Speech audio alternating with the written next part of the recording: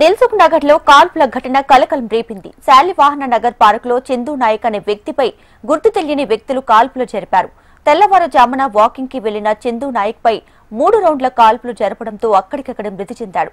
ఘటనా స్థలానికి చేరుకున్న పోలీసులు కేసు నమోదు చేసి దర్యాప్తు చేస్తున్నారు.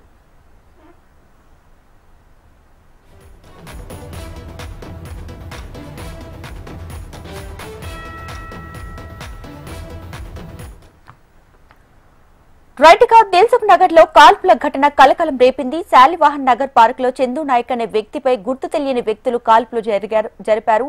ఇదే విషయానికి సంబంధించి latest updates Hyderabad bureau chief Ramana అందిస్తారు. రమణ, నగరంలో కాల్పులు కలకలం రేపుతని చెప్పాలి. ఒక పార్క్ లో వాక్ చేస్తున్నటువంటి చందు నాయక్ పై వచ్చిన 4 వ్యక్తులు ఒకటేసారి కాల్పులు మొదలు పెట్టారు. మొత్తం 3 రౌండ్లని మనకైతే ప్రాథమికంగా సమాచారం. ఆ కాల్పుల్లో చందు నాయక్ అక్కడికక్కడే చనిపోయాడు. శాలివాహన్ నగర్ సంబంధించి ఇప్పుడు మలక్పేట్ పోలీస్ పరిధిలో వస్తుంది. ఇక్కడ రోజు ఉదయం చాలా పెద్ద మొత్తంలో వాకర్స్ అయితే వాకింగ్ వస్తూ ఉంటారు. అలాంటి పరిస్థితుల్లో ఒక్కసారి అంటే సినిమా ఫక్కీలో ఇట్లా వారంతా ఒక్కసారిగా వచ్చి ఏకదాటిగా కాల్పులు ఫైర్ స్టార్ట్ చేయడం తీవ్ర ఆందోళన గురిచేసింది. వాకర్స్ అంతా కూడా భయంతో ఒక్కసారిగా పరుగులు తీశారు.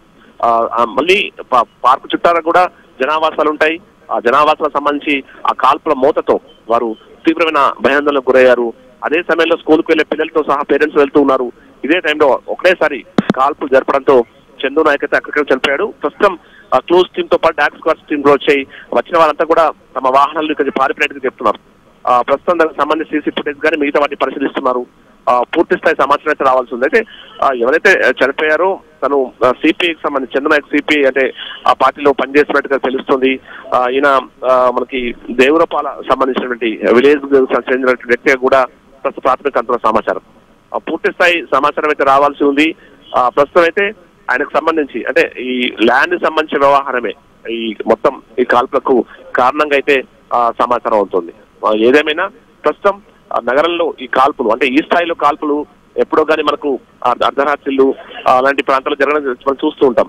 కానీ ఒక డే టైంలో అది అందరు చూస్తుండగా సినిమా ఫక్కీలో సేమ్ సినిమా సీన్లను కల్పించే విధంగా ఈ సీన్ అంటే ఇన్సిడెంట్ జరగడం అయితే తీవ్ర కలకలం ఎత్తుని చెప్పాలి. ఇప్పటికే పోలీసులు అయితే చేరుకుని ఏం జరిగిందనే కోణంలో దర్యాప్తు కొనసాగిస్తున్నారు.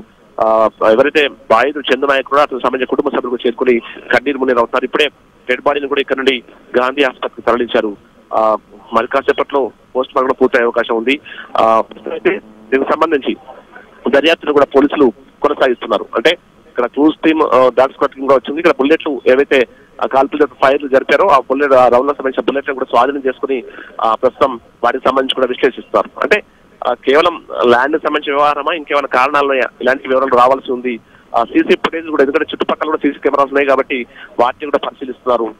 తొందరలోనే వీటిని పట్టుకుంటాము. ఇప్పటికే 3 గ్యాంగ్స్ ను మేము 3 బృందాలని ఆల్రెడీ ఈ టీం పట్టుకోవడం కోసం ఏర్పాటు చేసామని కూడా చెప్తున్న పరిస్థితి కనిపిస్తుంది. ఏదేమైనా ప్రస్తుతం అయితే మనకు ఈ మలక్పేట్ శాలివాహన్ నగర్ సంబంధించినటువంటి ఈ పార్క్ వద్ద ఒక ఆందోళనకర వాతావరణం అయితే కనిపిస్తోంది.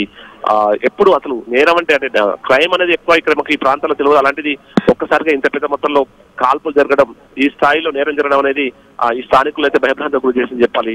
ఉదయం వాకింగ్ కోసం వచ్చిన వారంతా కూడా ఒక్కసారి భయాందోళనకు గురై పరుగులు తీసిన పరిస్థితి కనిపించింది.